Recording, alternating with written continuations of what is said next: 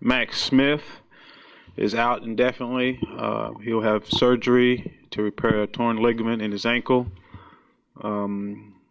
If he can return before the season's over, if he cannot return, we'll apply for a medical hardship at the end of the season. Yes, yeah. I mean, that was our what we had talked about the last couple of weeks. If Max was going to be out for a significant amount of time, that we would pull the red shirt off and play him. And that's what we intend to do. He's down, obviously. I mean, the guy's, worked his tail off to get into position to be playing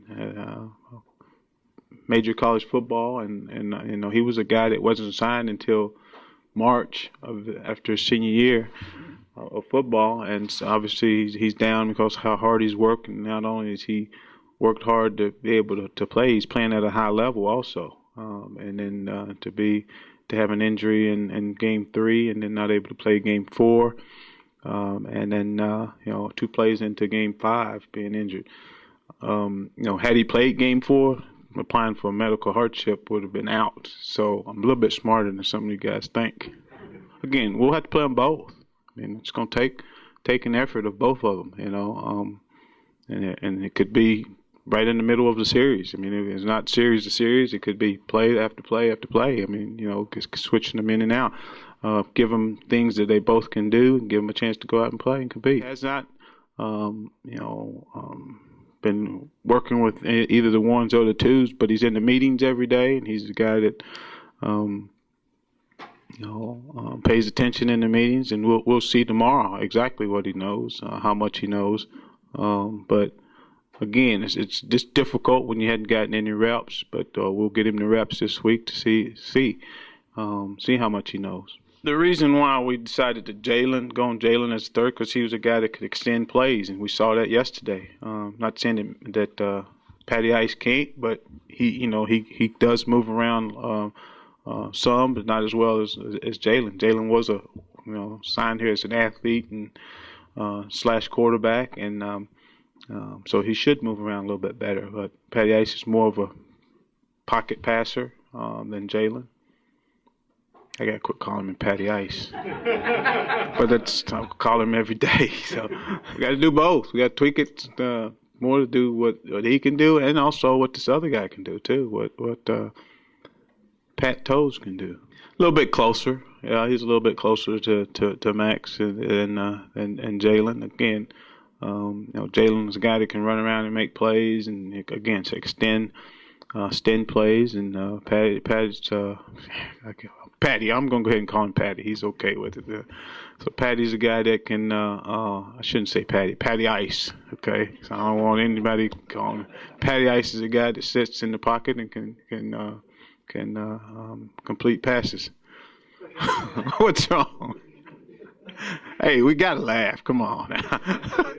I'm not going to talk unless you guys laugh, okay? All right? I'm not. It's football. I mean, it's not. I mean, it's football. We understand that injuries come with it. I was talking today. It reminds you a little bit of '05 when you had all those injuries. What was the end result? Created a lot of depth. Okay, the depth it didn't show off to the next year, but it did create a lot of depth. And injuries happen. But yeah, it was a position that we did feel good about. Guy was playing at a high level. It's probably as high as anybody I had been around. At this phase of his career. Again, we understand it. He understands it. It happens. We got to get the next 2 guys ready to play. Definitely, with the amount of snaps he got, which is, what do we have, 63 snaps? He got 61 snaps. He definitely can build off that amount of snaps in an SEC game for a guy who hadn't stepped foot, in a game with that many snaps. So definitely, he is something for him to build on. Now we got to get the other guys something to build on also. This week, I paid a little bit more attention to him after he came off the sideline, and he was as poised as as I've ever seen a true freshman go in a game. He was able to give us back information, that we needed. He was seeing things well. There were some things that he didn't some motions, some shifts that he struggled with at times. But those are things that we might have to give up, just to give him a chance to play a little bit faster. So, but I really like what I saw in his eyes during the game. And one's got to go in, and that's what you guys call starter. We don't always call them starters. We call them or. So one of them has to go in, and Jalen will probably be the first one based on the play that we call. Who knows what we'll call first this week, whether it's a Jalen play or a Patty Ice play. But it sounds pretty good, doesn't it? I like that. Patty Ice play. We need a name play that or something for him. Maybe it'd be easy for him to learn. Everybody thinks it's easy. It's difficult to get a true freshman ready to play with all the things that are involved, especially with some of the defenses that we see. And we're about to play our third SEC team that's coming in here with a lot of confidence, undefeated, ranked in the top 25. And it becomes difficult to get the guys ready. And you don't really know until they get into the games what they feel comfortable. All the things that we'd practice, with Jalen, some of them you would call, and motion wouldn't get called, the shift wouldn't get called. So you really don't understand how much, and it would get called. It might get called in practice, but in the game it's a different deal. So what I remember is how difficult it really is. It'll work its way out. I mean, who would have thought? And 2 plays into it that we'd be sitting here talking about, a guy's got a chance to have a medical red shirt. So it'll work its way out. I think, to me, it's best to play him, okay? And then, if we'd have redshirted Max last year, he wouldn't have been able to get it this year. So I just think it's best to go ahead and play them, all 3 of them. They all will be sophomores. With 2 having an opportunity to redshirt down the road if something happens. And in this game of football, something can happen. And we all understand that. The speed of the game, it's definitely going to be a lot faster and than he's used to. He hadn't went against the one defense in full speed. Hey, they come in to sack you. He's always got a red shirt on, and and we take care of our quarterbacks in practice, which we should. The speed of the game will be his biggest challenge, is understanding it.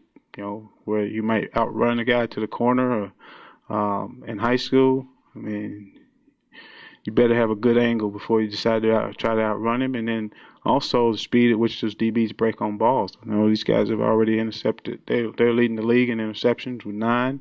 They got 2 for touchdowns, and that's going to be his biggest challenge, to understand how quick these guys truly are. We'll get him ready. We'll get as ready as we can in 3 or 4 days, and let him go out there and play for us. You see a guy that's really confident, and guy that's yelling, screaming, and trying to get the scout team jacked up. And we need him to get our number 1 offense on that level also. So.